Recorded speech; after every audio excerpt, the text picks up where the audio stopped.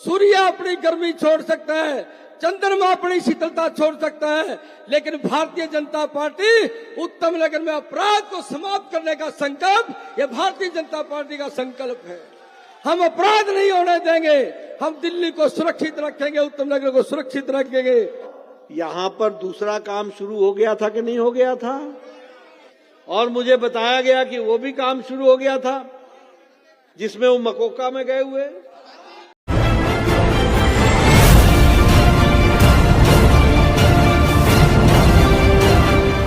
हमारे राष्ट्रीय अध्यक्ष हमारे बीच में आए हुए हैं। मित्रों, एक बार आवाज आपकी सबकी गूंजनी चाहिए और ये 10 साल का कुशासन बदल जाएगा, ये भरोसा और विश्वास आदरणीय राष्ट्रीय अध्यक्ष जी के आपके संदेश से जाना चाहिए। मेरे साथ बोलेंगे, भारत माता की वंदे, भारतीय जनता पार्टी। मंच पर भारतीय जनता पार्टी के माननीय राष्ट्रीय अध्यक्ष आदरणीय श्री जगत प्रकाश नड्डा जी, हमारे दिल्ली प्रदेश के माननीय अध्यक्ष श्री वीरेंद्र सचदेवा जी, हमारी लोकप्रिय सांसद बहन कमल जी सहरावत जी, श्री रमेश शोकंदा हमारे जिला अध्यक्ष जी, मंच पर भारतीय जनता पार्टी के सभी वरिष्ठ नेतागण और हजारों की संख्या में यहाँ पहुंचे मेरे सभी भाइयों और बहनों का मैं हृदय की गहराइयों से अभिनंदन करता हूं। अभिनंदन करता हूं इस बात का कि जिस प्रकार से आप चुनाव में दिन रात लगकर एक नए परिवर्तन की दिशा में दिल्ली को आगे लेकर जा रहे हैं, और उसमें भारतीय जनता पार्टी का उत्तम नगर का कार्यकर्ता, इसको नमन करता हूं कि सवेरे से लेकर रात तक केवल एक चीज याद रहती है, कमल का फूल, कमल का फूल, भारतीय जनता पार्टी, भारतीय जनता पार्टी।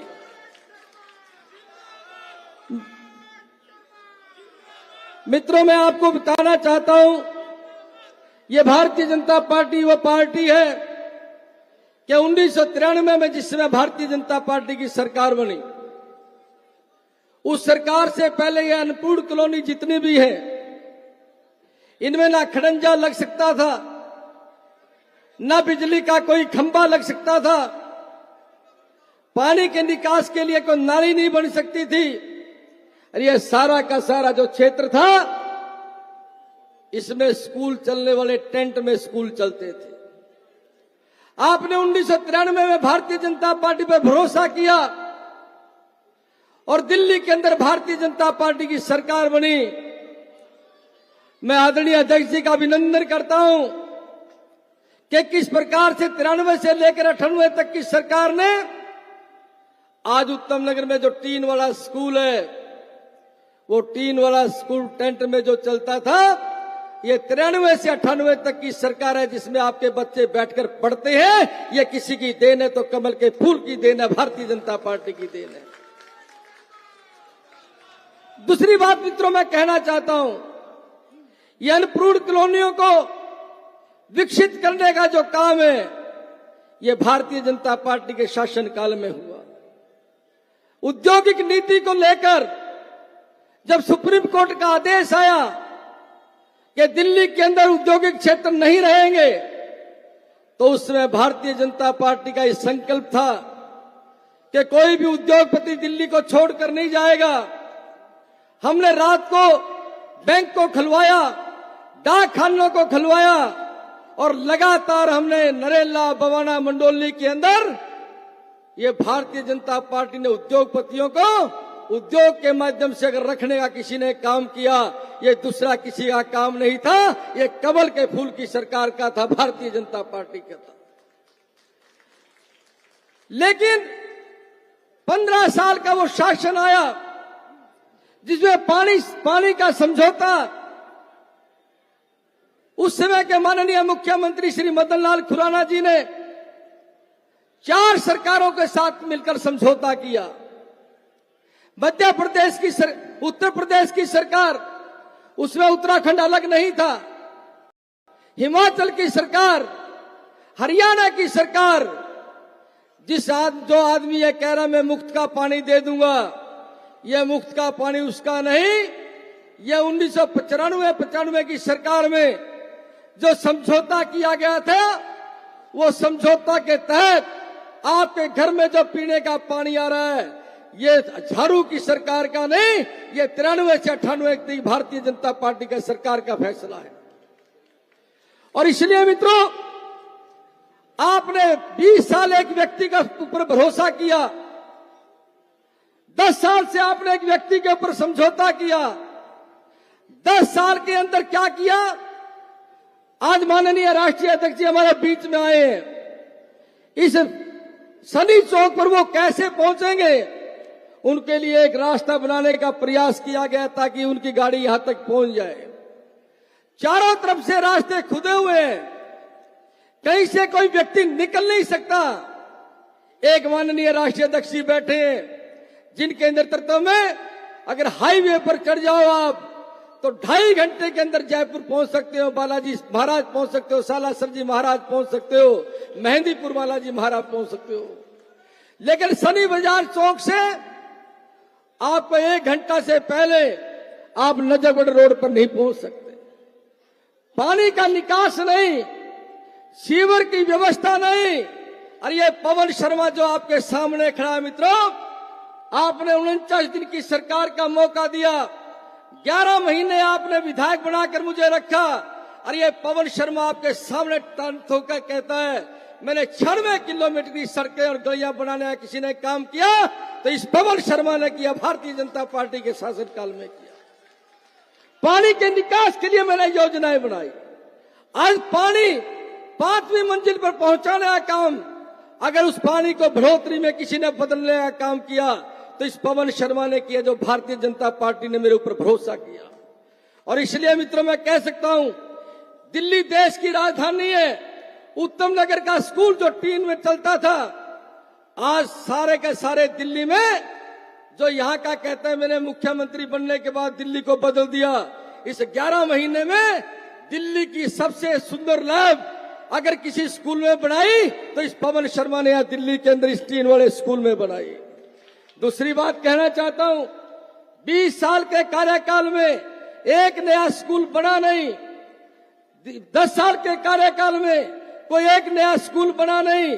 मेरे 11 महीने में मैंने 250 एकड़ जमीन को खाली करवाकर अगर सुंदर पार्क का निर्माण करने का किसी ने काम किया तो इस आपके भाई ने किया, पवन शर्मा ने किया, भारतीय जनता पार्टी ने किया। दूसरी बात कहना चाहता हूं, केवल 11 महीने के शासनकाल में 2 स्कूलों का निर्माण करने का काम किया, और केवल 11 महीने के समय में हमने बिंदापुर के अंदर डिस्पेंसरी बनाई, और 11 महीने के शासनकाल में पार्क के अंदर हमने नया स्कूल बनाकर एक नया भवन को तैयार किया। इसके कारण से मित्रों मैं कहना चाहता हूं, भारतीय जनता पार्टी कथनी करनी में कोई अंतर नहीं है। मैं अभिनंदन करता हूं मेरे राष्ट्रीय अध्यक्ष जी जो हमारे बीच में आए हैं। हमने 1993 में पेंशन को शुरू किया था, उसमें पेंशन 1000 रुपए, उस समय पेंशन 200 रुपए थी। आज हमारे राष्ट्रीय अध्यक्ष जी हमारे बीच में बैठे हैं, उन्होंने हमें आशीर्वाद दिया इस पेंशन को बढ़ाकर। जो मेरी माताएं मेरी बहनें बैठी हैं, इस मंच के माध्यम से मैं कहना चाहता हूं, 5 तारीख को आप कमल का फूल का बटन दबाइए, 8 तारीख को दिल्ली के अंदर भारतीय जनता पार्टी की सरकार बनाइए। 1 मार्च को जो हमारी कैबिनेट की मीटिंग होगी उससे पहले 1 मार्च को 2500 रुपए मेरी बहनों के खाते में आ जाएंगे। ये संकल्प पत्र में भारतीय जनता पार्टी ने लिखा है। दूसरी बात कहना चाहता हूं कि जहां हमने 2500 रुपए देने की बात कही है, जो अपनी सास को अपने साथ में बहन रखेगी 3000 रुपए उसकी सास को भी मिलने का काम भारतीय जनता पार्टी ये काम को पूरा करेगी। पीने का पानी ऐसे ही चलेगा, बसें भी ऐसे ही चलेंगी, लेकिन उसके साथ में आपको कहना चाहता हूं आपका गैस का सिलेंडर साल में 2 सिलेंडर बिना पैसे होली को और दिवाली को आपके घर में पहुंचाने का कोई काम करेगा तो ये भारतीय जनता पार्टी की सरकार करेगी, कमल के फूल की सरकार करेगी। इसलिए अभिनंदन करता हूं माननीय राष्ट्रीय अध्यक्ष जी का। मित्रों, ये हमारे समय निकाल कर हमें आशीर्वाद देने के लिए आए हैं। एक बार जोरदार ताली बजाकर उनका अभिनंदन करें, अभिवादन करें और यह विश्वास दिलाएं कि 5 तारीख का जो कमल के फूल का इंतजार कर रहे हैं और दिल्ली की इस कुशासन को बदलने का काम कर रहे हैं। 1 मिनट में मैं अपनी बात को अंतिम कहना चाहता हूं। यह पवन शर्मा जो आपके मंच पर खड़ा है, आदरणीय राष्ट्रीय अध्यक्ष जी का आशीर्वाद लेकर खड़े हैं। मैं ये बात कहना चाहता हूं, सूर्य अपनी गर्मी छोड़ सकता है, चंद्रमा अपनी शीतलता छोड़ सकता है, लेकिन भारतीय जनता पार्टी उत्तम नगर में अपराध को समाप्त करने का संकल्प, यह भारतीय जनता पार्टी का संकल्प है। हम अपराध नहीं होने देंगे, हम दिल्ली को सुरक्षित रखेंगे, उत्तम नगर को सुरक्षित रखेंगे। व्यवसायी भाई अपना व्यवसाय करें, इस काम का आधार के ऊपर आगे बढ़ाएंगे। इसके लिए क्या आप तैयार हो? दोनों हाथ उठाकर बोलो, तैयार हो? आज के इस चुनावी सभा में मंच पर विराजमान भारतीय जनता पार्टी के प्रदेश के जुझारू और कर्मठ अध्यक्ष और मेरे वरिष्ठ साथी श्री वीरेंद्र सचदेवा जी, हमारे यहां से लोकप्रिय सांसद बहन कमलजीत शेरावत जी, हमारे लोकप्रिय प्रत्याशी और मेरे बहुत ही प्रिय मित्र और वरिष्ठ साथी जिनके साथ मुझे लंबे समय काम करने का मौका मिला, और आपके लोकप्रिय प्रत्याशी श्री पवन शर्मा जी,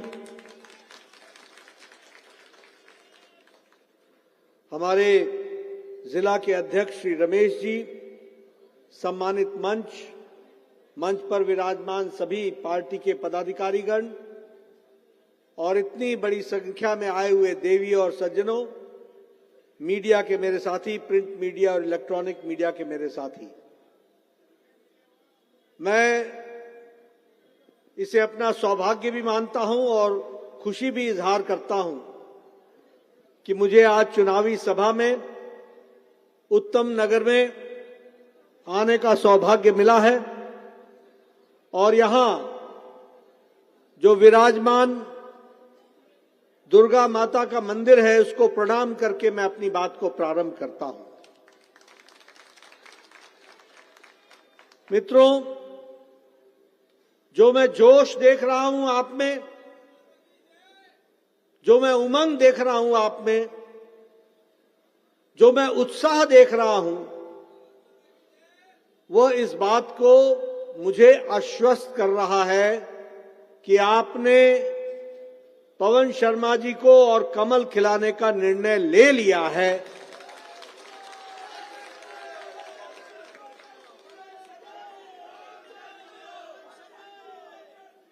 साथ ही साथ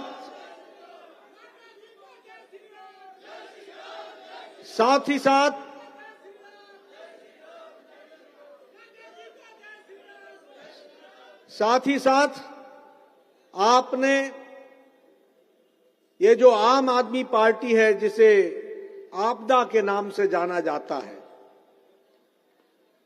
ये पार्टी को भी उखाड़ फेंकने का आपने निर्णय ले लिया है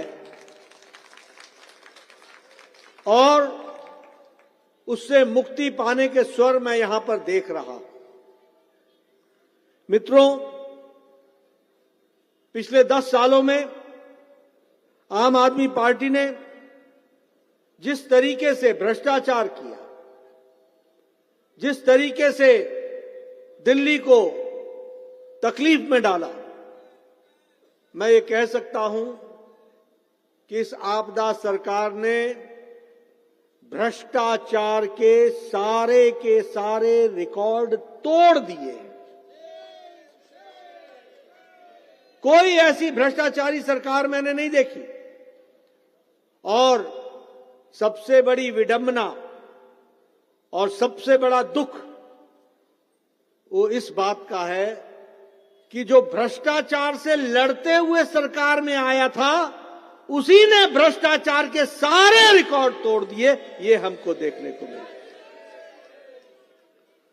10 वर्षों की अगर मैं बात करूं तो इस आपदा सरकार ने शिक्षा की बात कही, लेकिन शिक्षा छोड़कर शराब घोटाले में पड़ गए और शराब घोटाले में भी छोटा मोटा घोटाला नहीं किया, 2,800 करोड़ रुपए का घोटाला किया। उसी तरीके से इन्होंने कहा था कि मैं पानी दूंगा, मुफ्त पानी दूंगा। बताओ साफ पानी आता है क्या? पहले तो ये बताओ पानी आता भी है क्या? और आता है तो साफ आता है क्या? मित्रों, जल बोर्ड में 28,000 करोड़ रुपए का घोटाला किया, 28,000 करोड़ रुपए का, और ऑडिट भी नहीं कराया।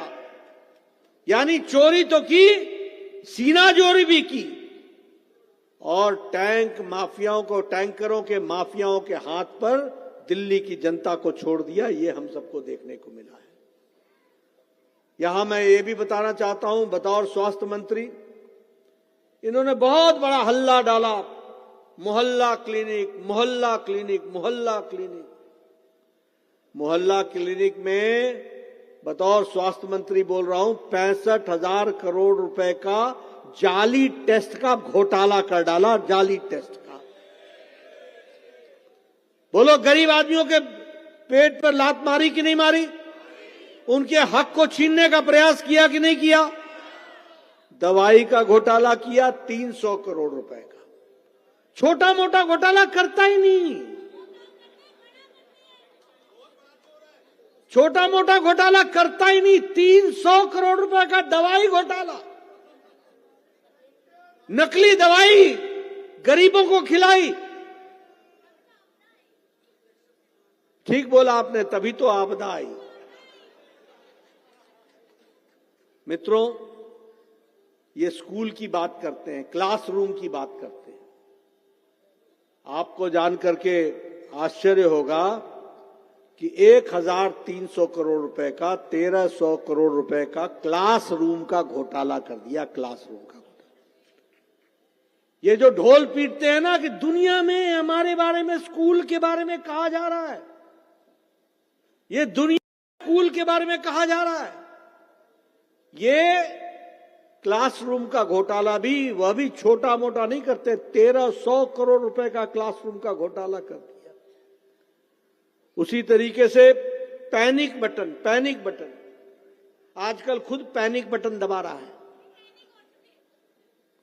बचने के लिए। ये पैनिक बटन में भी 500 करोड़ रुपए का घोटाला किया, 500 करोड़ रुपए का।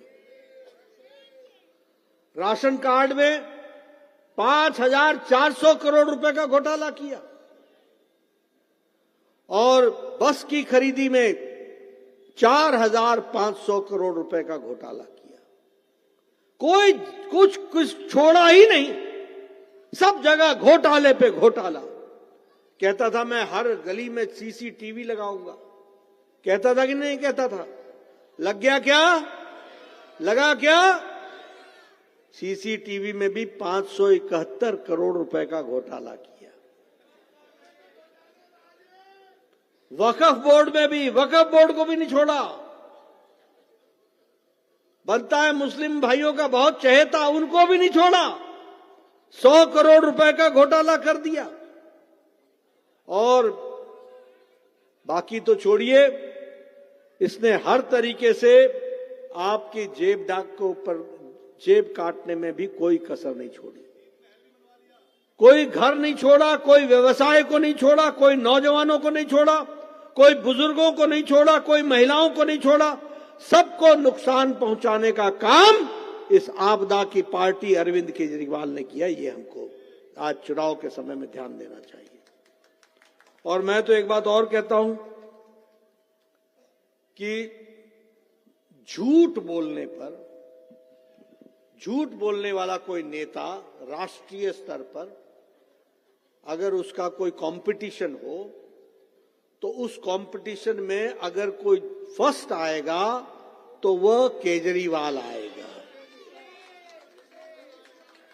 इसके बराबर का झूठ बोलने वाला, और इतनी सफाई से, इतनी मासूमियत चेहरे पर रख करके झूठ बोलते हैं, और सबको बरगलाने का काम करते हैं, लेकिन दिल्ली की जनता अब जाग चुकी है। 5 तारीख को दूध का दूध पानी का पानी करेगी और इसको हिसाब देगी। ये हमसे बोल रहा। मैं आज आया हूं, मैं अपने अध्यक्ष जी से पूछ रहा था, मैंने कहा ये कूड़े के ढेर, हर जगह कूड़े के ढेर, ये क्या तस्वीर बना रहे हैं दिल्ली का। कहते थे हम दिल्ली को नक्शे पर लाएंगे, कूड़े के पहाड़ बन चुके हैं, बहन जी बता रही हैं। अब ये नहीं जा रहा उस कूड़े के पहाड़ पर, पहले चुनाव में जाकर के दिखाया करता था। और नाले से गंदा पानी आ रहा है, आपके दुकानों के सामने नाले भरे पड़े हैं। उसी तरीके से यमुना की बात कर लीजिए, मैं यमुना को साफ कर दूंगा, मैं यमुना को साफ कर दूंगा। 7 से 8 हजार करोड़ रुपए का घोटाला किया, 7 से 8 हजार करोड़ रुपए का। तो यही तो मैं भी बोलने आया हूं। उसी तरीके से बसों की कमी की बात करें तो कोई बसें नहीं खरीदी गई, और प्रधानमंत्री मोदी जी ने 300 नई बसें, इलेक्ट्रिक बसें भेजी। सफाई कर्मचारियों के साथ धोखा दिया, और उसी तरीके से केंद्र की योजनाओं को भी लागू करने से रुकावट डालने का काम अरविंद केजरीवाल ने किया।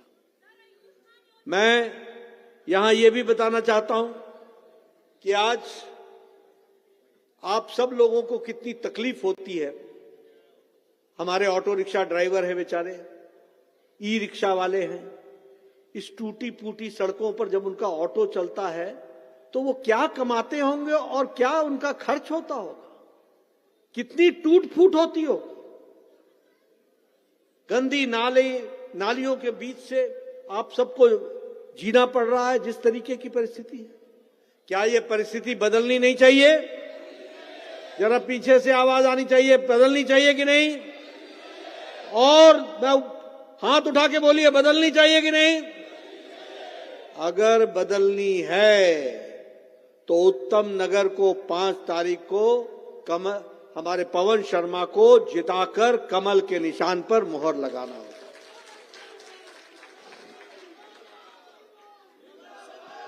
मित्रों, मैं यहां आपको यह भी बताना चाहता हूं कि दिल्ली को जो कुछ भी पिछले 10 साल में मिला है, जो कुछ भी आप देख रहे हैं, जो भी ईंट आप देख रहे हैं, वो किसी और की देन नहीं है, वो भारत के प्रधानमंत्री नरेंद्र मोदी जी की देन है। इसको भी आप समझ लें। मैंने आपको पहले बताया कि 300 से ज्यादा इलेक्ट्रिक बसें प्रधानमंत्री मोदी जी ने दी हैं, और अभी जनवरी की 2025 है, दिसंबर के 2025 तक 2026 बसें नहीं दी जाएंगी, इलेक्ट्रिक बसें। ये हम आपको वायदा करते हैं। यानी दिसंबर 2025 तक, 2026 आने से पहले 2026 बसें आपको दे दी जाएंगी। इस तरीके की व्यवस्था की जाएगी। पिछले 10 वर्षों में 190 किलोमीटर मेट्रो रूट था, आज 400 किलोमीटर का मेट्रो रूट है। दुगना हो गया मेट्रो रूट 10 साल के अंदर, और 135 नए मेट्रो स्टेशन 10 साल में बने हैं। 135। और अब आपको जानकर खुशी होगी कि जनकपुरी से कृष्णा पार्क के लिए भी मेट्रो शुरू हो चुकी है, और रिठाला नरेला कुंडली कॉरिडोर का भी काम शुरू हो गया है। इसलिए मैं कहना चाहता हूं कि अगर विकास के नाम पर कुछ हुआ है तो वो सिर्फ केंद्र सरकार के द्वारा हुआ है, मोदी जी के नेतृत्व में हुआ है। मैं यहां यह भी बताना चाहता हूं कि रैपिड रेल, उसको प्रधानमंत्री जी ने शुरुआत की है। नमो भारत ट्रेन लॉन्च हुआ है, और 82 किलोमीटर की रैपिड रेल जो है वह 30,000 करोड़ की लागत से दिल्ली से सीधे सीधे मेरठ जाने का इंतजाम किया है, तो प्रधानमंत्री मोदी जी ने किया है। उसी तरीके से दिल्ली से मेरठ तक एक्सप्रेसवे जो बना है, अब आप 45 मिनट के अंदर आप दिल्ली से मेरठ पहुंच सकते हैं, इस तरीके का एक, और इस पर 8,000 करोड़ रुपए खर्च हुआ है। रैपिड रेल पर 30,000 करोड़ रुपए और रोड पर 8,000 करोड़ रुपए, यानी इंफ्रास्ट्रक्चर सिर्फ दिल्ली से रैपिड बनाने के लिए 38,000 करोड़ रुपए प्रधानमंत्री मोदी जी ने दिल्ली वासियों के लिए खर्च किया, वो हमको दे रहे हैं। ये अर्बन एक्सटेंशन रोड जो है, जो अलीपुर से महिपालपुर जा रहा है, इस पर 3,600 करोड़ रुपए खर्च हुए। उसी तरीके से ये द्वारका एक्सप्रेसवे, जिस पर बता रहे थे अभी कि नजफगढ़ जाने में 1 घंटा लग जाता है, और द्वारका एक्सप्रेसवे जो द्वारका से लेकर के खिड़की धौला तक जाएगी, 7,500 करोड़ रुपए उस पर खर्च हुए। 7,000। प्रगति मैदान को इंटीग्रेटेड ट्रांजिट कॉरिडोर में 920 करोड़ रुपए खर्च हुआ है। ईस्टर्न पेरिफेरल एक्सप्रेसवे जो कुंडली बॉर्डर से लेकर के गाजियाबाद से पलवल तक जाती है, 135 किलोमीटर की सड़क जो बनी है, उस पर 11,000 करोड़ रुपए खर्च हुए। मित्रों, मैं ये ईस्टर्न कोस्ट कॉरिडोर और वेस्टर्न कॉरिडोर के बारे में आपको इसलिए याद दिलाता हूं, आप बोलिएगा इससे दिल्ली का क्या मतलब, मैं आपको समझाता हूं। आज से 10 साल पहले पालम से लेकर के, गुड़गांव से लेकर के, पालम से लेकर के और धौला कुआं तक 8 बजे के बाद ट्रकों का जाम लगता था और धुआं ही धुआं होता था, धुआं ही धुआं होता था। उसी तरीके से कुंडली बॉर्डर से लेकर के और दिल्ली तक ट्रकों का जाम लगता था। आज कोई भी ट्रक जिसको दिल्ली में नहीं आना है, वो दिल्ली से बाहर निकल जाती है और आपको तकलीफ नहीं होती है। यह विकास हुआ है। उसी तरीके से कुंडली से मानेसर, मानेसर से पलवल 135 किलोमीटर में, इसमें भी 9,000 करोड़ रुपए खर्च हुआ है। मैं भारतीय जनता पार्टी की तरफ से अपना रिपोर्ट कार्ड रख रहा हूं।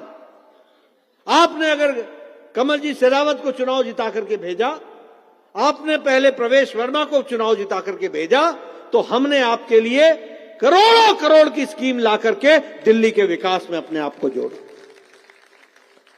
और मैं इसलिए आपको बताने आया हूं कि 5 तारीख को आप पवन शर्मा को जिताइए, दिल्ली में हमारी सरकार बनाइए और दिल्ली की बदली हुई तस्वीर देखिए। दुनिया का, देश का सबसे आगे बढ़ने वाला राज्य बनेगा और शहर बनेगा, उसको हमारा। मित्रों, मैं यहां आपको यह भी बताना चाहता हूं कि आप प्रधानमंत्री मोदी जी के नेतृत्व में आज 25 करोड़ लोग गरीबी की रेखा से निकल चुके हैं, वो गरीबी की रेखा से ऊपर आ चुके हैं।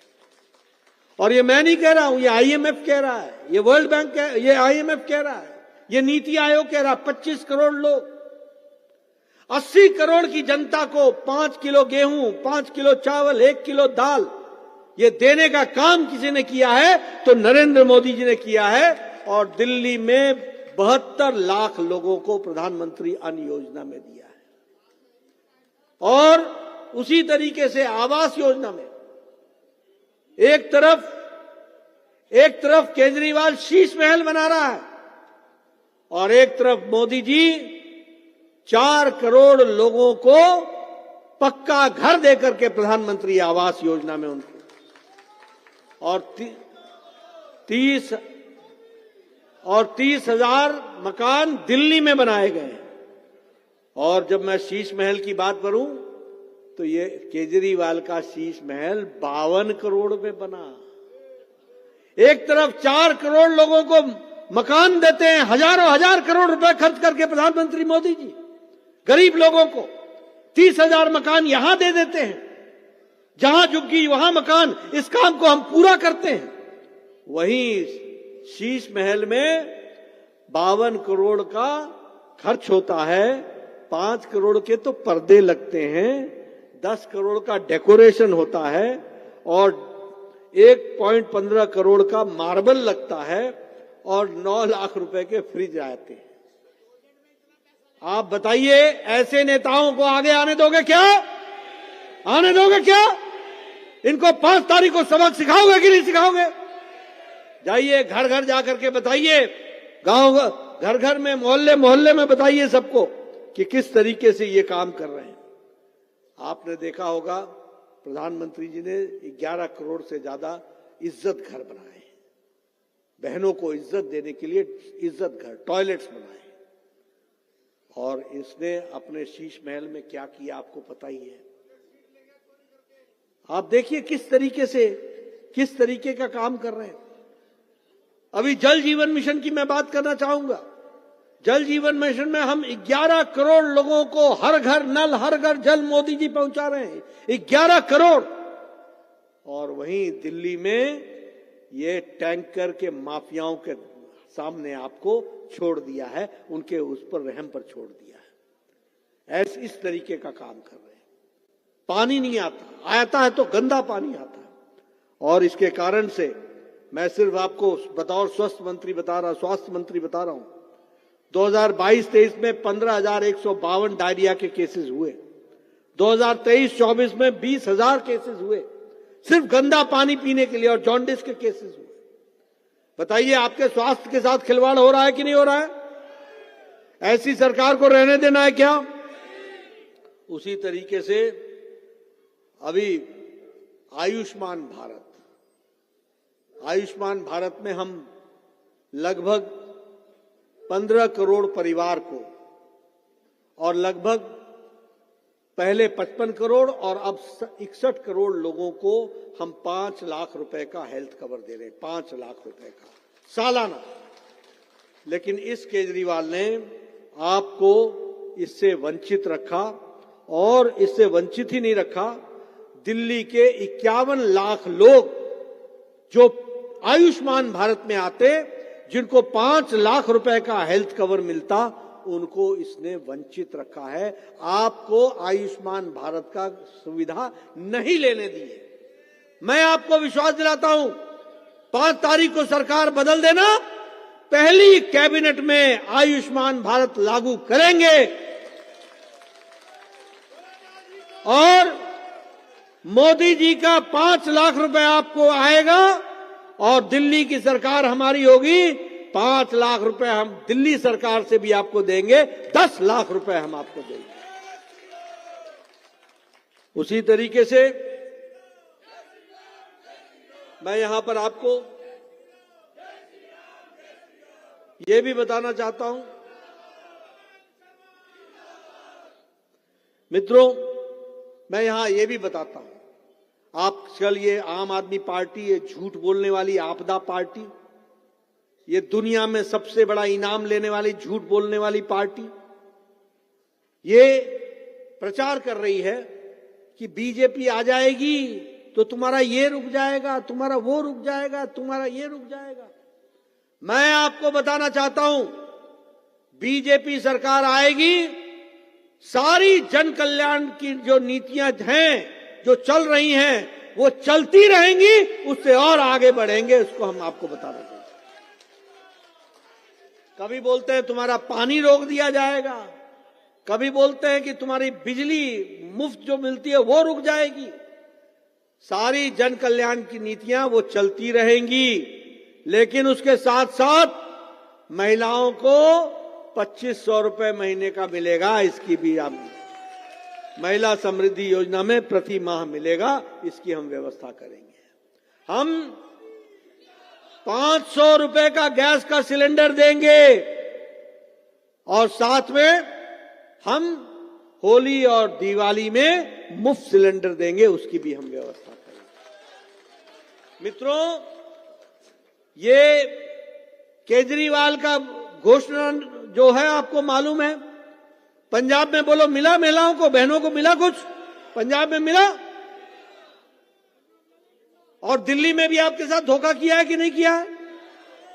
मित्रों, हमने मध्य प्रदेश में, हमने छत्तीसगढ़ में, हमने उड़ीसा में, हमने राजस्थान में, सब जगह महिला समृद्धि योजना में महिलाओं को हर महीने उनको चेक काट करके दिया है और उनको पहुंचाया है। यह हमारा रिकॉर्ड है।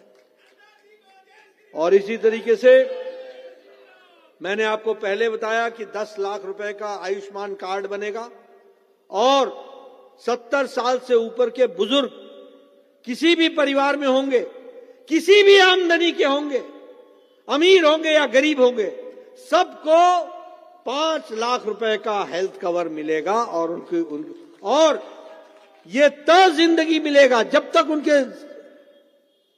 उनकी सांस होगी तब तक उनको 5 लाख रुपए का हेल्थ कवर दिया जाएगा। इस तरीके की व्यवस्था की है।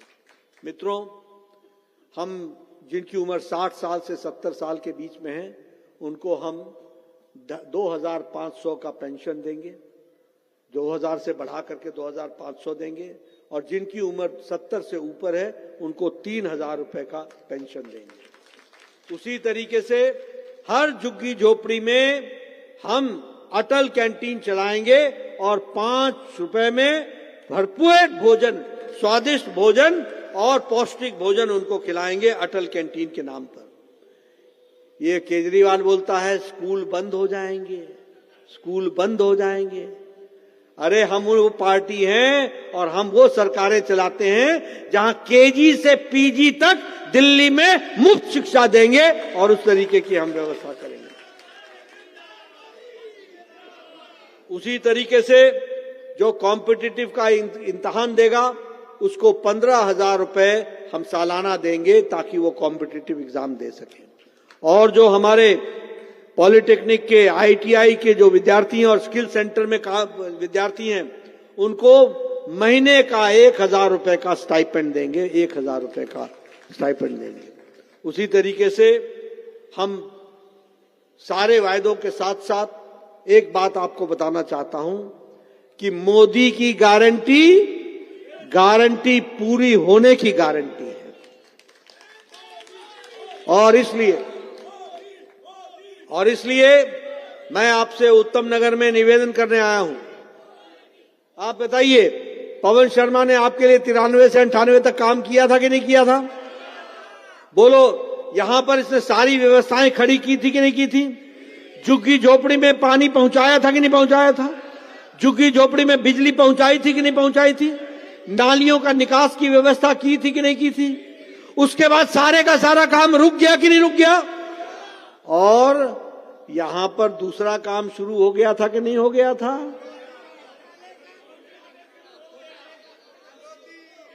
और मुझे बताया गया कि वो भी काम शुरू हो गया था जिसमें वो मकोका में गए हुए। वारे कट्टर ईमानदार, ऐसे ऐसे ईमानदार लेके आए जिनका कोई सारे रिकॉर्ड तोड़ दिए। मित्रों, मैं आपसे सिर्फ एक ही निवेदन करने आया हूं। ये चुनाव दिल्ली के भविष्य का चुनाव है। ये चुनाव आपके भविष्य का चुनाव है। यह चुनाव दिल्ली को आगे ले जाने वाला है और गलत फैसला हो जाए तो दिल्ली फिर से पीछे जाएगी। इसका चुनाव है और भारतीय जनता पार्टी दिल्ली को आगे ले जाने का प्रण लेकर के आगे बढ़ी है और केजरीवाल ने दिल्ली को नीचे धकेलने में कोई कसर नहीं छोड़ी है।